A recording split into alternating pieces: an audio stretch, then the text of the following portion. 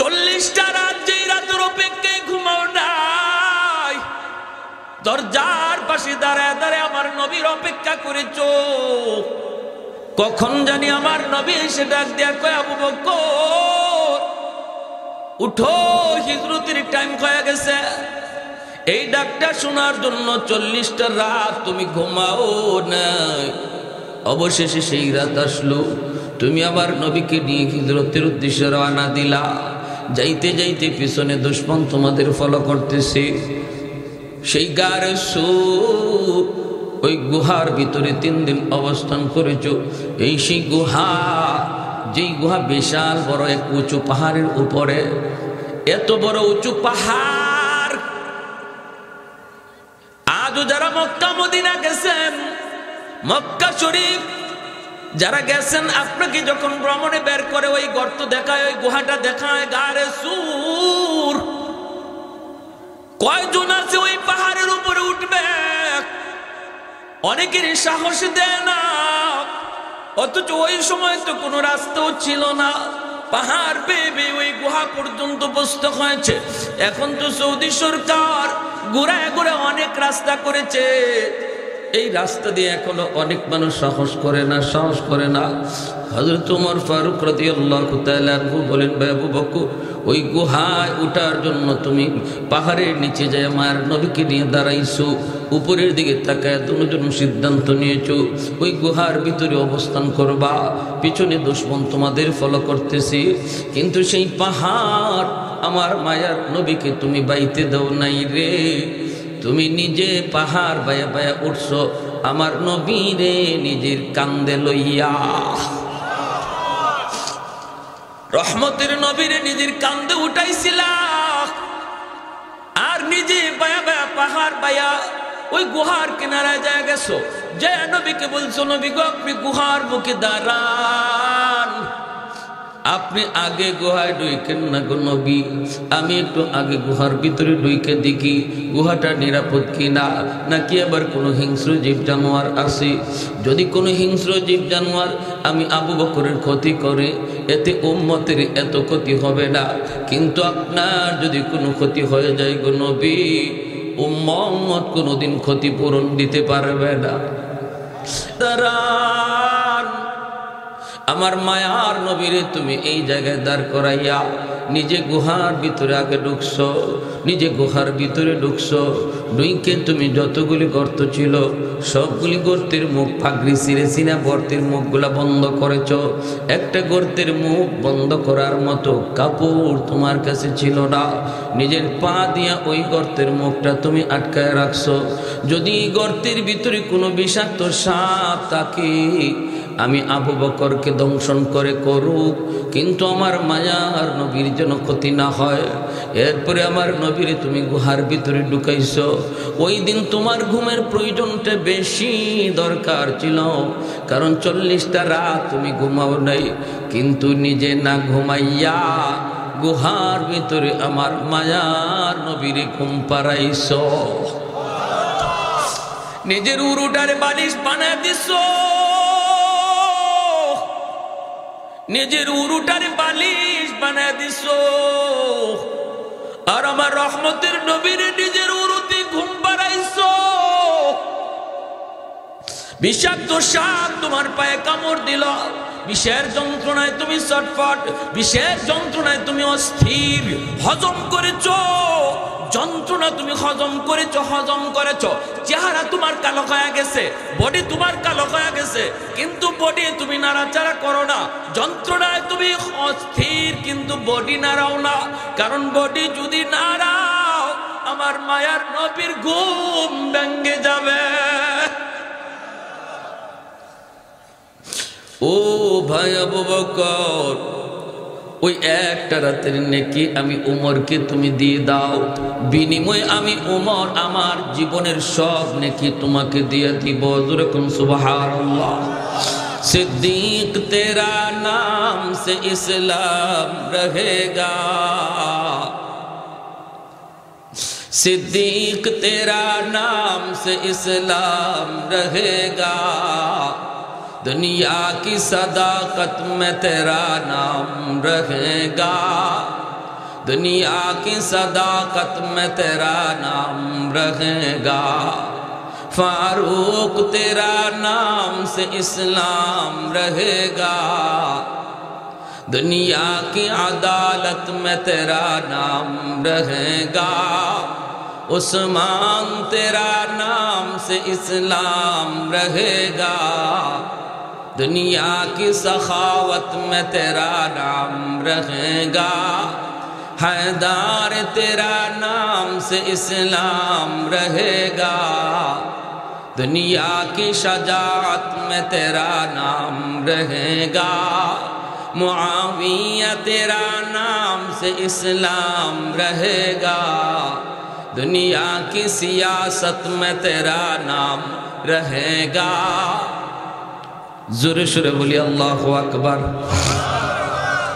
सिद्दीक আকবর বলেন, ভাই উমর, যদি তুমি ওই রাতের নেকি চাও তাহলে আমি আবু বকর নিজেও তো জানি না এই রাতে আমার কেমন নেকি হয়েছে, তোমাকে আমি দিব কি দেব না, টকব কি জিতব, এটা তো আমি নিজেও বুঝতেছি না। চলো আমরা দুজন আল্লাহর নবীর কাছে যাই, যাই নবীকে জিজ্ঞেস করি ওই রাতে আমার কি পরিমাণ নেকি হয়েছে। দুজন চলে আসলেন মায়ার নবীর কাছে। আল্লাহর নবী বলতেছেন, কি ব্যাপার? দুজন হাজির, ঘটনা কি? সিদ্দিক আকবর বলেন, ইয়া রাসূলুল্লাহ, নবী গো সমস্যায় পড়ে এসেছি। আবু বকর বলেন, ইয়া রাসূলুল্লাহ, উমর তার জীবনের সব নেকি আমাকে দিতে চায়, বিনিময়ে আমার কাছে এক রাতের নেকি চায়, এক রাতের নেকি চায়। আমি ওই রাতে কেমন নেকি হয়েছে জানি না গো নবী, আমি নিজেও জানি না। আমরা দুজন আপনার কাছে জানতে এসেছি ওই রাতে আমার কি পরিমাণ নেকি হয়েছে। আল্লাহর নবী বলেন, আবু বকর কোন রাতের কথা বলছো? তখনই সিদ্দিক আকবর কয়, নবী গো, ওই রাত হলো আপনার সাথে হিজরতের রাত। আল্লাহ নবী বলে, আবু বকর বদলাবা কি বদলাবা না আমি নবী জানি না, আমি কোনো মত দিব না, আমি বলবো না বদলাও, বলবো না বদলাও না, একটা বলবো না। কারণ দুজন মায়ার নবীর মহব্বতের নবীর বন্ধু, নবীর শ্বশুর, একজন নবীর ডান হাত আর একজন নবীর বাম হাত, ঠিক কিনা করে বলেন? আজও আমার নবী দুই বন্ধুকে নিয়ে মদিনার রওজা আতহারে দুই বন্ধুরে পাশে নিয়েই শুয়ে আছেন, দুই বন্ধুরে পাশে নিয়েই মায়ার নবী চিরনিদ্রায় শুয়ে আছেন। এত মায়ার দুই বন্ধু, কে খুশি হয় আবার কে নারাজ হয়। এজন্য নবী কয়, আমি জানি না, আমি কোনো মত দিব না, আমি কোনো মত দিব না, তবে আমি যেটা জানতে চেয়েছো এটা বলতে পারে আবু বকর, ওই রাতে তোমার কি পরিমাণ নেকি হয়েছে এটা তোমাকে আমি জানাইতে পারবো, বাকি বদলানো না বদলানো সেটা তোমাদের ইচ্ছা। এইবার নবী বলতেছেন, আবু বকর রে, শুধু ওমরের জীবনের নেকি না, গোটা উম্মতের জিন্দেগির নেকি যদি এক পাল্লায় রেখে দেওয়া হয়, আরেক পাল্লায় শুধু তোমার এক রাতের নেকি রাখা হয়, তবুও তোমার পাল্লা ভারী হয়ে যাবে। আরেকটু জোরে কন্যা সুবহানাল্লাহ। এইবার সিদ্দিক বলে, ভাই ওমর, তাহলে আমি রাজি না। বোঝা গেল কি? বোঝা গেল আমার আপনার তওবার খাতিরে আল্লাহ পাক কেমনে ওলির দপ্তরে নাম লেখা দেয়। কারণ হলো তওবার দ্বারা শুধু গুনাহ মাফ হয় তা না, বরং নেকিও ডাবলের ডাবল বেড়ে যায়। আল্লাহু আকবার। এজন্য আল্লাহ বলেছেন, ইন্নাল্লাহা ইউহিব্বুত তাওয়াবিন ওয়া ইউহিব্বুল মুতাতাহহিরিন। তাওয়াবিনকে আল্লাহ মহব্বত করেন, কথা পরে বলছেন। মুতাতাহহিরিনকে মহব্বতের কথা পরে বলছেন, তাওয়াবিনকে মহব্বতের কথা আগে নিয়ে আসছেন। তওবাকারীকে যে আল্লাহ ভালোবাসে, এই ভালোবাসার কথা আল্লাহ আগে আনছে। আর যে পবিত্র গুনাহ করেই না তারেও আল্লাহ ভালোবাসে, এই ভালোবাসার কথা আল্লাহ পরে বলছে। সুবহানাল্লাহ, সুবহানাল্লাহ। তাহলে নিরাশ হওয়ার কিছুই নাই, কিছুই নেই। জমিন প্রতিদিন আল্লাহর কাছে এমন আবদার করতেছে, মালিক অনুমতি দাও, অনুমতি দাও, গুনাহগারগুলির গিলে ফেলি। আমি জমিন আর কত গুনাহ দেখব, আর কত সইব, জালেমের পায়ের আওয়াজ আমি জমিন আর কত শুনবো, গুনাহগারের পায়ের শব্দ আর কত শুনবো। জমিন প্রতিনিয়ত আল্লাহর কাছে আবদার করে, মালিক অনুমতি দাও গিলে ফেলি, আবতালিউ ইবনা আদম ফি কারি। আলা কুল্লা ইয়াউমিন ওয়াল আরদু ইস্তাজিলু রাব্বাহু ওয়াল বাহরা ইস্তাজিলু রাব্বাহু ওয়াল মালাইকাতু ইস্তাজিলু রাব্বাহু। আল্লাহ পাক রব্বুল আলামিন বলেন হাদিসে কুদসি, আল্লাহর নিজের ভাষা, প্রতিদিন জমিন আল্লাহর কাছে আবদার করে, মালিক অনুমতি দাও, অনুমতি দাও গিলে ফেলি। তুরস্কের জমিন 5 তলা 10 তলা বিল্ডিং গিলে ফেলেছে, 50,000 মানুষকে গিলে ফেলেছে, কয়েকদিন আগের ঘটনা, ঠিক না? সিরিয়ার জমিন আজ অনেক মানুষকে মাটির নিচে পাওয়া যায়, অনেক মানুষের কোনো খবরও পাওয়া যায় না। এমনিভাবে আল্লাহ পাক রব্বুল আলামিন কয়, শুধু তুরস্ক আর সিরিয়ার জমিন নয়, বাংলার জমিনও প্রতিদিন আল্লাহর কাছে আবদার করে, মালিক অনুমতি দাও ওই গুনাহগারকে আমি গিলে ফেলি, গুনাহগারের 10 তলা বিল্ডিংটাও আমি গিলে ফেলি। আল্লাহ পাক রব্বুল আলামিন কয়, শুধু এইরকম জমিন নয়, সাগর ও মহাসাগর আল্লাহর কাছে প্রতিনিয়ত আবদার করে, ও মালিক কক্সবাজার সমুদ্র সৈকত, এই সমুদ্রের পারে আইসা নাফরমান কত গুনাহ করে গো, আমি পানি আর কত দেখব, আর কত আমি নাফরমানি দেখব। আল্লাহ ওই নাফরমানগুলি তোমার জমিনে নাপাক বানায় ফেলাইছি, আমাকে একটু সুযোগ তুমি দিবানি, আমি পানি এই জমিনটারে পাক বানায় দিব, পাক বানায় দিব। আল্লাহ পাক রব্বুল আলামিন কয়, জমিন থাম থাম, আমি আল্লাহ দেখতেছি তোমরা যারা এই জমিন ধ্বংস করে দিতে চাও, আমি আল্লাহ দেখি এই জমিনে কেমন অন্যায় হয়, কেমন অত্যাচার হয়, কেমন জুলুম হয়। আমি আল্লাহ দেখি এই জমিনে কেমন গুনাহ হয়, কেমন জুলুম হয়, আমার নবীর নায়েব রাসূলদের সাথে কেমন আচরণ হয়, আমি আল্লাহ দেখি। এরপরও কেন ধরি না জানোনি, কারণ এই মানুষকে আমি আল্লাহ বড় আদর করে বানাইছি। আসমান আল্লাহ বানাইছেন কুন ফায়াকুন বইলা, জমিন আল্লাহ বানাইছেন কুন ফায়াকুন বইলা, ফেরেশতা আল্লাহ বানাইছেন কুন ফায়াকুন বইলা, কিন্তু আমারে আপনারে আল্লাহ পাক কুন ফায়াকুন বইলা বানায় নাই। আমারে আপনারে যখন আল্লাহ বানাইছে, আল্লাহ বলে খলাকতু বিয়াদাইয়া, আমি আমার নিজের হাত দিয়া বান্দা বান্দিরে বানাইছি।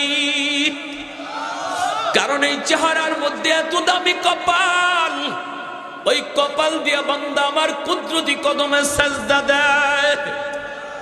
এই কপালটার এত দাম, এত দাম। এই কপাল ফেরেশতাদের হাতে বানাইলে হয় না, এই কপাল কুন ফায়াকুন বললে হয় না, এই কপাল আমি আল্লাহ নিজের হাতে বানাইছি। আমার বান্দা দিনে যদি তওবা করে, দিনে আমি আল্লাহ কবুল করব, রাতে যদি আমার কাছে তওবা করে রাতেই কবুল করব। কখন কোন জায়গায় ওয়াজ মাহফিলে বইসা আমার বান্দার দিল নরম হয়ে যায়, দিলটা নরম হওয়া মাত্রই যখনই কইব আল্লাহ ভুল করেছি আর করব না, তখনই আমি তার পিছনের জীবনের সব গুনাহ মুহূর্তের ভিতরে নেকি বানায় দিব।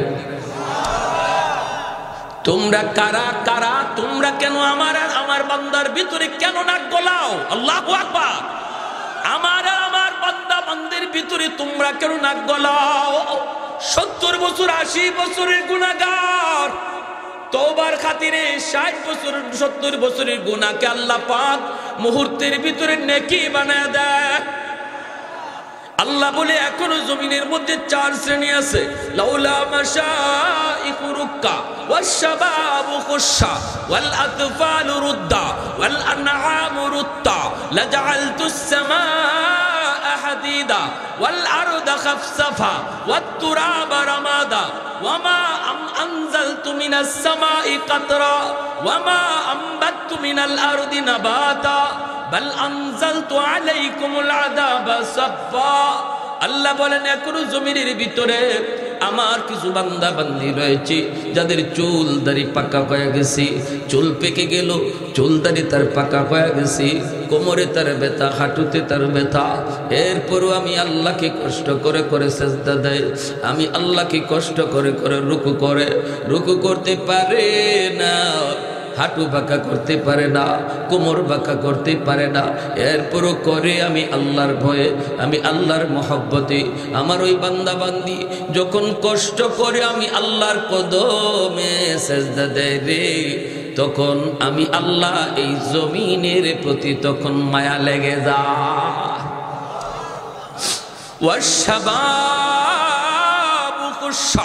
আল্লাহ বলেন এখনো জমিনের মধ্যে এমন কিছু যুবক রয়েছে যৌবনের পাগলামি করে না, যৌবনে আমি আল্লাহকে ডাকে, যৌবনে গুনার কাজে যায় না, যৌবনে গানের আসরে যায় না, যৌবনে যাত্রার প্যান্ডেল করে না, অথচ তার যৌবনের চাহিদা ছিল গুনাহ করা। আমি আল্লাহর ভয়ে, আমি আল্লাহর মহব্বতে দুনিয়ার হারাম প্রেম নাপাক ভালোবাসার দিকেও দৌড়ায় না, কলিজার ভিতরে আমার মহব্বত জমায়, আমার হাবিবের মহব্বত তার কলিজায়। চেহারার দিকে তাকাইলে নবীর সুন্নত, মাথায় তাকাইলে নবীর সুন্নত, খাইতে গেলেও নবীর সুন্নত, তার দিকে তাকাইলে ওই যুবকের কলিজার দিকে যখন আমি আল্লাহ তাকাই আর দেখি আমার ভয়ে বান্দা গুনাহ থেকে নিজের বাঁচাইতেছে, তখন তার দিকে তাকাইলেও জমিনের প্রতি আমার মায়া লেগে যায়। 3 নম্বরে আল্লাহ পাক রব্বুল আলামিন বলেন ওয়াল আতফালু রুদ্দাহ। ঘরে ঘরে কিছু শিশু বাচ্চা আছে, ওই শিশু বাচ্চাগুলির কোনো অন্যায় নাই, এদের কোনো অপরাধ নাই, শিশু বাচ্চাদের উপরে শরীয়তের কোনো বিধিবিধান চালু হয় নাই। গুনাহ আসতে চায় তার মার, আযাব আসতে চায় তার মার গুনার কারণে, বাবার গুনার কারণে, কিন্তু এই গজবের ভিতরে বাচ্চাটাও পইরা যায়, অথচ বাচ্চাটার কোনো গুনাহ নাই, কোনো অন্যায় নাই, ওর উপরে কোনো শরীয়তের বিধিবিধান নাই, তার উপরে হালাল হারাম কিছু নাই। যখনই আযাব গজব তার বাপ মার গুনার কারণে জমিনে আয় রে, ওই বাচ্চাটা টুট ভেঙ্গে ভেঙ্গে আমি আল্লাহর দিকে তাকায় কান্দে, অথচ আমার ওই নিষ্পাপ অবুধ বান্দাটার কোনো অন্যায় ছিল না, তার কান্নার দিকে তাকাইলো এই গুনাহগার জমিনের প্রতি আমার মায়া লেগে যায়। আল্লাহ বলেন 4 নম্বর হলো জমিনের মধ্যে কিছু পশু পাখি আছে, হাঁস মুরগি গরু ছাগল আছে, এদের উপরে শরীয়তের কোনো বিধিবিধান নাই। গরু ছাগল হাঁস মুরগির উপরে নাই জায়েজ না জায়েজ নামাজ রোজার কোনো বিধান নাই। যদি আসমানি গজব জমিনি গজব জমিনের ভিতরে নামে, তাহলে এই গরু ছাগলগুলি এরাও শিকার হয়ে যায়, এরাও এই গজবের শিকার হয়ে যায়, অথচ গরু ছাগলের কোনো অন্যায় নেই, কোনো অপরাধ নাই। এর দিকে তাকাইলো আমি আল্লাহ জমিনের প্রতি আমার মায়া লেগে যায়।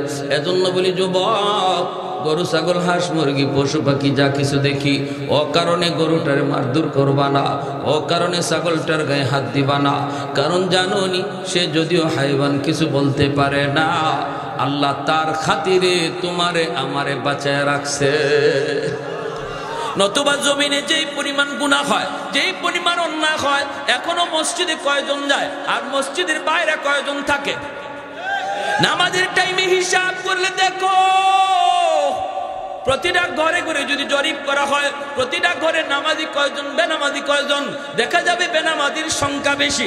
গ্রামে গ্রামে যদি হিসাব নেওয়া হয় নামাজি কয়জন বেনামাজি কয়জন, দেখা যাবে বেনামাজির সংখ্যা বেশি।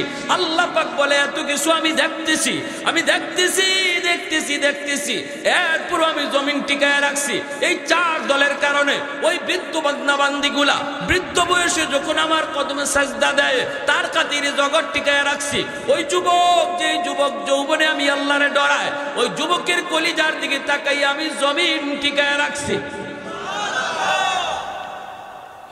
শিশু বাচ্চাগুলিরও মারধর করবেন না, শিশু বাচ্চাগুলিরও মারধর করবেন না, বকাঝকা করবেন না, না না অভিশাপ দিবেন না। ওই বাচ্চাগুলি এরা নিষ্পাপ, এরা নিষ্পাপ। আল্লাহর কথা বলতেছি, হাদিসে কুদসি আল্লাহর ভাষা। আল্লাহ বলেন ওই বাচ্চাটা, যেই বাচ্চাটার আমি ধমক দিলাম ও কারণে মারলাম, এই বাচ্চাটার উসিলায় আল্লাহ ঘরের মানুষে খাওয়াইতেছে। সুবহানাল্লাহ। ওই বাচ্চাটার উসিলায় আল্লাহ ঘরের মানুষে খাওয়াইতেছে। অতএব না, বাচ্চাগুলির আদর করে আমার আল্লাহর কুদরতি কলিজা খুশি হয়ে যায়। সুবহানাল্লাহ। এর জন্য আমার মায়ের নবী ও বাচ্চাকে মায়া করতেন। নবী শিশু বাচ্চা দেখলেই কুলে নিতেন, কপালে চুমু খাইতেন, গালে চুমু খাইতেন। ওরা নিষ্পাপ, ওরা নিষ্পাপ, মাসুম। আমার গুনার কারণে আযাব আসতে চায়, বাচ্চার কারণে আল্লাহ আমারে বাঁচায়। বৃদ্ধ বাবাজিদেরকে মায়া করবেন, মায়া করবেন। বৃদ্ধ বাবাজিদেরকে শ্রদ্ধা করবেন, বৃদ্ধ বাবাজিদেরকে শ্রদ্ধা করবা যুবক। না না, মুরব্বী মানুষের সাথে বেয়াদবি কইরো না। ওই চুলদারি সাদা মানুষটার খাতিরে আল্লাহ আমারে বাঁচায় রাখছি। মুরব্বী মানুষকে আল্লাহ নিজেও সম্মান করে, আল্লাহ নিজেও সম্মান করে। কেমনে সম্মান করে একটা ঘটনা বলি, শোনেন, মনোযোগ দিয়ে শোনেন। হযরত আলী রাদিয়াল্লাহু তাআলা আনহু ঘর থেকে বের হয়েছেন, তিনি মসজিদে নামাজে শরীক হবেন। ইমাম হলেন আমার নবী, রহমতের নবী, নবীজি ইমাম। আলী ঘর থেকে বের হয়েছেন নামাজে শরীক হওয়ার জন্য, কিন্তু মসজিদে নববী যাওয়ার মাঝখানে একটা গলিপথ, গলিপথটা হলো অত্যন্ত চিকন একটা পথ। এই পথ দিয়ে হযরত আলী যাবেন। যেই মাত্র গলিপথে ঢুকলেন, দেখেন একজন মুরব্বী মানুষ গলিপথ দিয়া লাঠিতে ভর দিয়ে যাইতেছে। কোমর বাঁকা হয়ে গেছে, কোমর বাঁকা হয়ে গেছে। কি যেন খুঁজে, কি যেন খুঁজে। মুরব্বী মানুষ কোমর বাঁকা হয়ে লাঠিতে ভর দিয়া কিছু খুঁজে না রে বাবা, খুঁজে যৌবন কোথায় হারাইলাম, যৌবন কোথায় হারাইলাম, যৌবনটা খুঁজে। ওই আলী রাদিয়াল্লাহু তাআলা আনহু তিনি পিছনে আসতেছেন। হযরত আলী মনে মনে ভাবতেছেন, এখন আমি কি করব? যদি মসজিদে আল্লাহ নবীকে আমার রুকু ধরতে হয়, তাহলে একটু দ্রুত যাওয়া লাগবে, দ্রুত।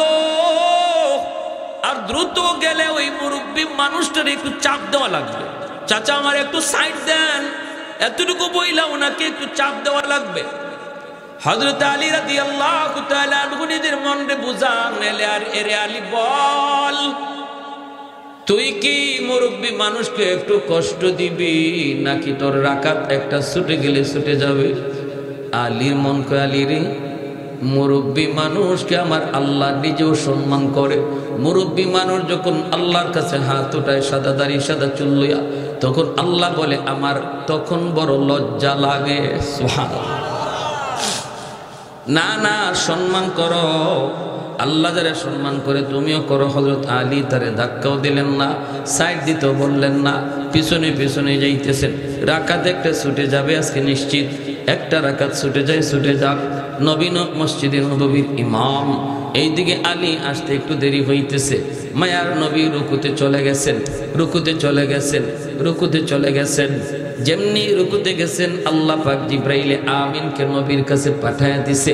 পাঠায়া দিয়া বলতেছে, নবী গো, রুকু থেকে মাথা উঠাবেন না গো নবী, রুকু লম্বা করেন, কারণ আপনার আলী এখনো রাস্তায়।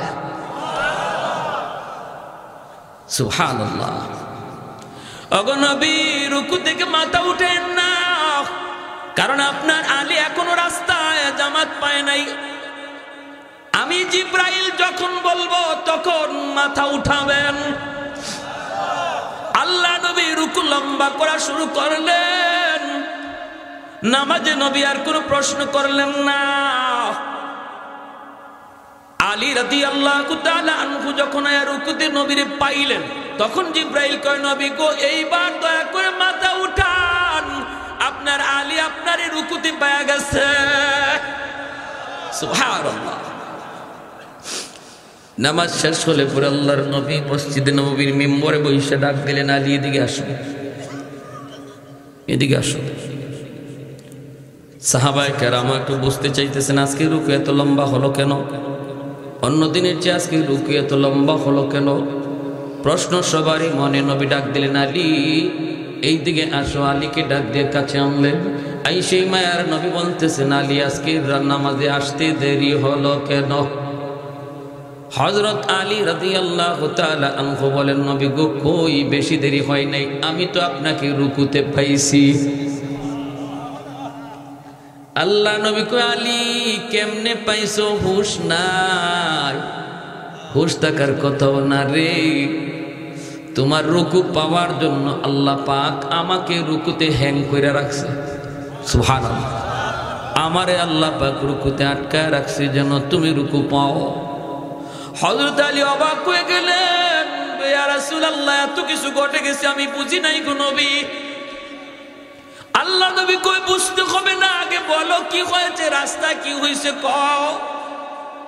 হযরত আলী বিস্তারিত বলার পর মায়ের নবীর চোখ দিয়ে দর দর করে পানি পড়ে। আর নবী কয়, আলী রে, একজন মুরব্বীর সম্মান করার কারণে আল্লাহ পাক তোমারে কি পরিমাণ সম্মানী বানাইছে দেখো।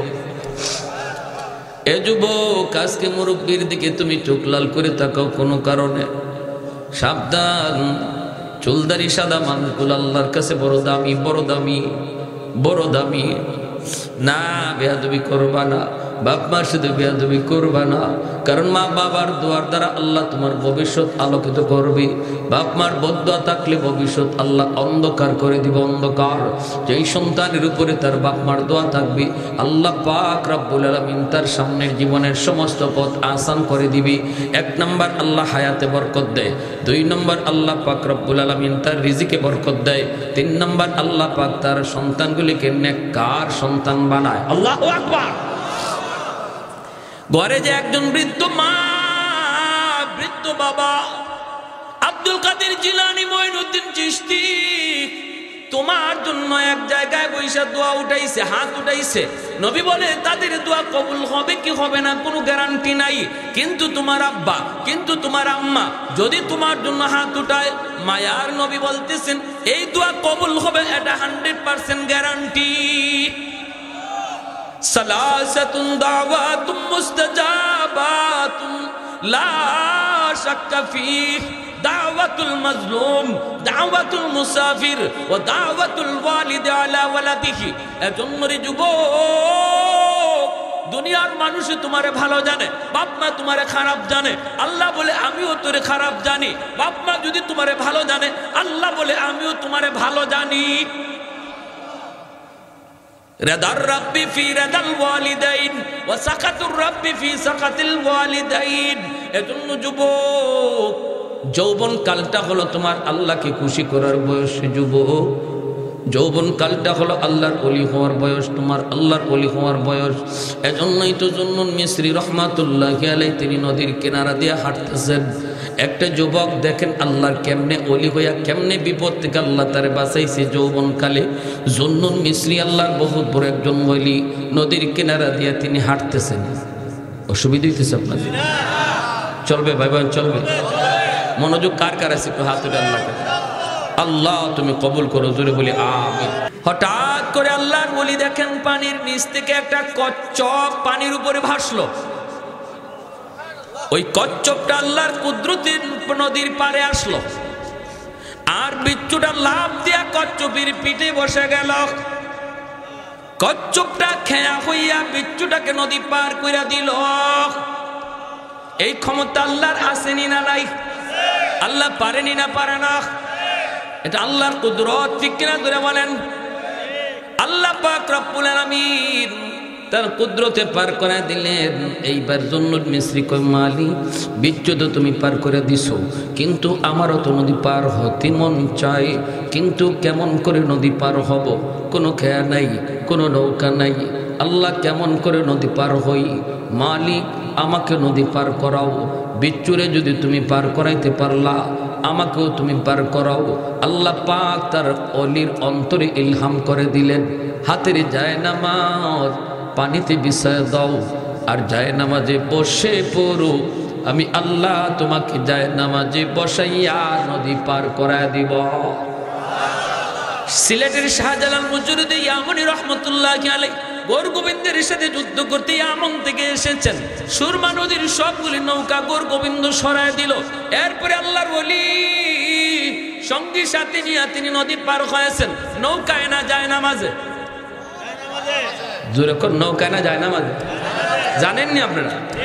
নৌকা সরায় দিল, জায়নামাজে পয়সা শাহজালাল মুজরিদি ইয়ামানি নদী পার হইছেন। তাহলে এটা কে করাইছে? জোরে বলেন, কে করাইছে? আল্লাহ যদি করাইতে পারে, মানুষ যা পারে না পারে কে? এর নামই তো হল আল্লাহর কুদরত। ওলিদের দ্বারা যদি হয় কারামত, নবীদের দ্বারা যদি হয় মুআজিজা, করায় কে? তাহলে এটা অস্বীকার করা, গাঞ্জাখুরি কথা কওয়ার সুযোগ কই? তুমি যদি কও যে এটা খালি কিচ্ছা, হুজুররা খালি কিচ্ছা, কি আজগবি কিচ্ছা লই আইছে, এটা কেমনে সম্ভব? আরে সম্ভব তো তখনই যদি আল্লাহ করায়। আল্লাহ অসম্ভবের সম্ভব করতে পারে, এই ইয়াকিন যদি তোমার না থাকে, তাহলে তো তোমার ইমানই নাই। ঠিক কিনা জোরে কও? ইমানই তো নাই। যদি এটা বিশ্বাস না করো, আল্লাহ কোরআনের ভিতরে ওলি আল্লাহদের কারামতের কথা বলছেন। সুলাইমান আলাইহিস সালামের জমানা, তিনি সুলাইমান আলাইহিস সালাম বলছেন রানী বিলকিস রওনা দিয়ে দিছে। এখন বিলকিস রানী আমার কাছে আসার আগে আগে তার 7টা গেটের ভিতরে তালাবদ্ধ দেওয়া সিংহাসন আমার কাছে কে আনতে পারবা? তখন দেখা যায় এক জিন কইল আমি পারবো। সুলাইমান আলাইহিস সালাম বললেন আরো তাড়াতাড়ি কে পারবা? তখন একজন মানুষ যিনি আল্লাহর ওলি ছিল, যার ইসমে আজমের ক্ষমতা ছিল, মুস্তাজাবুদ দাওয়া ছিল, তিনি কই আমি আরো তাড়াতাড়ি আনতে পারবো। সুলাইমান আলাইহিস সালাম কয় দেখো বিলকিস রানী কিন্তু রওনা দিয়ে দিছে, রাস্তায় আছে, কিছুক্ষণ পরে আমার কাছে পৌঁছবো, অথচ সিংহাসন এখনো রয়ে গেছে তার সেই সানায়, সেখান থেকে তোমরা আনবা, তুমি আনবা, কত তাড়াতাড়ি আনতে পারবা বলো? কয় আপনি চোখ বুঝবেন আর চোখ খুলবেন, দেখবেন সিংহাসন হাজির। কি ভাই, মাটির নিচ দিয়া বিলকিস রানী আসার আগেই তার সিংহাসন সুলাইমান নবীর সামনে হাজির। এখন অস্বীকার করো, এটা তো কোরআনে আয়াত। কও বলে এটা কিচ্ছা, এটা সত্য না, বলো বলো, বললে ইমান থাকবে তো? আল্লাহর কোরআন। অতএব এই ধরনের কথা যারা বলে সাবধান, সাবধান, সতর্ক থাকা উচিত তাদের কাছ থেকে। আমরা বলি না কোন ওলি তার নিজের যোগ্যতায় অসম্ভবকে সম্ভব করে, আমরা বলি ওলির দ্বারা যা অসম্ভব সম্ভব হয় করায় কে? তাহলে এখানে তোমার ব্রেন হ্যাং মারবেই তো। আল্লাহর ক্ষমতায় যদি তোমার বুঝবার মতো জ্ঞান থাকতো তাহলে তো তুমি হইতা। আল্লাহ পাক তো তোমার এতটুকু জ্ঞান দেয় নাই যাতে আল্লাহর কুদরত তুমি বুঝতে পারো। এখানে হ্যাং মারবে ব্রেন। এখানে যদি বেশি বাড়াবাড়ি করো তাহলে নাস্তিকের মতো কিছুদিন পরে বলবা দেয়ার ইজ নো গড, আল্লাহ বলতে কিছু নেই, নাস্তিক হয়ে যাবে। যে বলে আমার যুক্তিতে ধরে না, যুক্তিতে ধরে না। আল্লাহ যদি আসেন তো কই আছেন? আল্লাহরে বানাইলো কে? আল্লাহর বাপকে? এই প্রশ্নগুলা কইরেই তো নাস্তিক হয়েছে, ঠিক না? এই প্রশ্নগুলা কইরেই নাস্তিকরা নাস্তিক হয়েছে। এজন্য সতর্ক আমার ভাই। জুন্নুন মিসরি রহমাতুল্লাহ আলাইহি কারামাতুল আউলিয়া হাক্কুন, এটা আহলে সুন্নাহ ওয়াল জামাতের আকীদা। আমাদের প্রত্যেকের এই ব্যাপারে বিশ্বাস আছে, ওলি আল্লাহদের কারামতের হক। এটা করায় কে? আল্লাহ। নবীদের মুআজিজা হক, নবীদের মুআজিজা ও নবীদের ক্ষমতা না, এটাও করান কে? আল্লাহ। এখন এনেকে আল্লাহ পাক কয় হাতের জায়নামাজ নদীতে বিছায় দাও। জুন্নুন মিসরি হাতের জায়নামাজ তিনি নদীতে বিছায় দিলেন। জায়নামাজে বৈশা তিনি নদী পার হয়ে গেলেন। এইবার আল্লাহর ওলি বিচ্ছুর পিছনে পিছনে দৌড়তেছেন। বিচ্ছুটা কোন দিকে যায় একটু দেখতে মন চায়, কোন দিকে যায় দেখতে একটু মন চায়। হঠাৎ করে আল্লাহর ওলি দেখেন হাওরের মাঝখানে একটা গাছ, গাছের নিচে একটা যুবক মনের আনন্দে ঘুমাইতেছে। এই যুবকের দিকে বিচ্ছুটা দ্রুত বেগে যাইতেছে। আল্লাহর ওলি জুন্নুন মিসরি ইনিও বিচ্ছুর পিছনে পিছনে আসতেছেন। কাছে আইসেই দেখেন ওই যুবক, যেই যুবক মনের আনন্দে ঘুমায়, তার চতুর্দিকে তার এই গরু ছাগলগুলি, ওই যে দুম্বা ভেড়াগুলি চতুর্পাশে। মাথার পাশে বিশাল এক সাপ ফনা ধরে আছে, ফনা যে কোনো মুহূর্তে যুবককে দংশন করবে। ওই অবস্থায় বিচ্ছুটা যাই লাফ দিয়া সাপের মাথায় বসলো, বৈশেই সাপরে কামড় দিল। মুহূর্তের ভিতরে সাপটা জাগায় মারা গেল। এইবার আল্লাহ বলি যুবককে ঘুম থেকে উঠাইলেন। যুবক, এ যুবককে একটু উঠো, মাথার পাশে কি ঘটে গেল যুবক একটু দেখো রে। যুবক তাকে দেখে অসম্ভব আল্লাহ পাক সম্ভব করে দিয়েছে। যুবক চোখ দিয়ে পানি ধরা আল্লাহর ওলি গো কেমনি কি হলো? জুন্নুন মিসরি কয় বাবারি সাপে তোমারে কামড় দেওয়ার কথা, ওই অবস্থায় আল্লাহ নদীর ওই পার থেকে বিচ্ছু পাঠাইছি তোমাকে বাঁচানোর জন্য। সাপরে বিচ্ছুটা কামড় দিয়ে মেরে ফেললো। ও যুবক বলো না, যৌবনে তুমি কেমন করে আল্লাহরে এত খুশি করলা? যৌবনে তুমি কেমন করে আল্লাহর ওলি হইলা? কি তোমার নেকামল একটু বলো। এতটা মায়া আল্লাহ তোমারে কেমনে করলো? যুবক চোখের পানি মোছে আর কান্দে আর আল্লাহর ওলি গো আমি হলাম একজন রাখাল, মানুষের উটরা খালি করি, দুম্বারা খালি করি। আমি হাওরে জঙ্গলে বন্দরে সর্বত্র দিন কাটায় দেই। মানুষের আমানত আমার কাছে থাকে, সন্ধ্যাবেলা আমানত ফিরিয়ে দেই। কিন্তু আমার যা মনে পড়ে, আমি জঙ্গলে থাকি আর বন্দরে থাকি, যেখানেই থাকি না কেন, যখনই আজানের আওয়াজ আমার কানে আসে, সাথে সাথে জঙ্গলে থাকলে জঙ্গলেই নামাজে দাঁড়ায় যায়, হাওরে থাকলে হাওরেই নামাজে দাঁড়াই। আমার দুনিয়ার কাজ আগে না, নামাজ আমার কাছে আগে। আল্লাহু আকবার। দুনিয়ার কাম আমার কাছে বড় নয়, নামাজ আমার কাছে বড়, আমার কাছে বড়। আর আমি যতদূর দেখলাম, আমি ঘর থেকে যখন বের হয়েছি, আল্লাহর কাছে দোয়া করে বের হয়েছি, বিসমিল্লাহ তাওয়াক্কালতু আলাল্লাহ লা হাওলা ওয়ালা কুওয়াতা ইল্লা বিল্লাহিল আলিয়্যিল আযীম। ঘর থেকে বের হও যুবক, এই দোয়াটা পরে বের হও। আল্লাহ তোমার হাওলা, তোমার উপর ভরসা করে আমি বের হলাম। আল্লাহ পাক রব্বুল আলামিন কয়, বান্দা তুমি যখন আমার উপরে 100 ভরসা করো, আমি আল্লাহ তোমার সাথে 100 লেনদেন করি। আমাদের ভরসাই তো কম, ঠিক না? ভরসাই 100 আল্লাহর উপরে করতে পারি না, যার কারণে আমাদের সাথে আল্লাহ লেনদেনও কম হয়। ঘুমানোর আগে বলেছি, মালিক আমি ঘুমাইবো এখানে, আমি বড় ক্লান্ত পরিশ্রান্ত, কিন্তু কেমনে ঘুমাই? ঘুমন্ত অবস্থায় যদি আমারে কোনো হিংস্র জীব জানোয়ার আঘাত করে, আক্রমণ করে, আমারে বাঁচাইব কে? কেউ নাই, আপন বলতে কেউ নাই, বন্ধু বান্ধব আত্মীয় কেউ নাই, কিন্তু আমি পরিশ্রান্ত ঘুমাবো। আল্লাহ আমি তোমার কাছে আমারে হাওলা করলাম। এই বইলে আমি ঘুমাইছিলাম। আল্লাহর ওলি জুন্নুন মিসরি, যুবক এজন্যই তোমাকে আল্লাহ পাক যৌবনে তোমার নাম অলির তালিকায় উঠাই দিছে। আল্লাহর উপর ভরসা করছো তুমি 100 জন্য আল্লাহ তোমার সাথে ব্যবহারও করছে 100।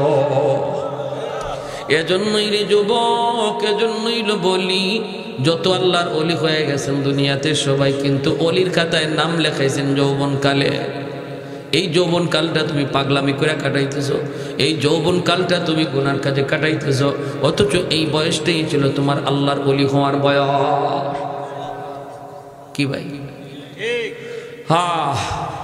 ভুলটা যদি বুঝালাই, আল্লাহ যা করেছি ভুল করেছি, এতটুকুই যথেষ্ট। দিলে দিলে কাউরে শোনাইতে হবে না।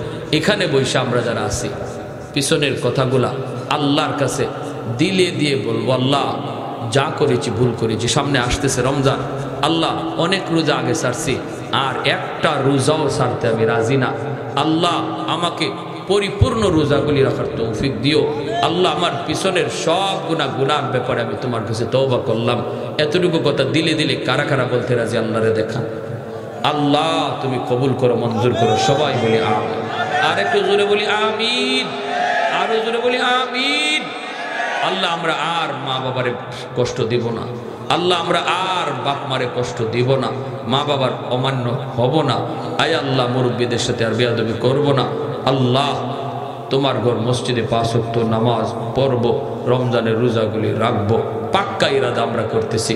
আল্লাহ আমাদের পিছনের সব গুনাহ মাফ করো। সবাই কোন আমিন, আরো জোরে বলেন আমিন। আজকের মাহফিলকে আল্লাহ কবুল করুন, আজকের এই আয়োজনকে আল্লাহ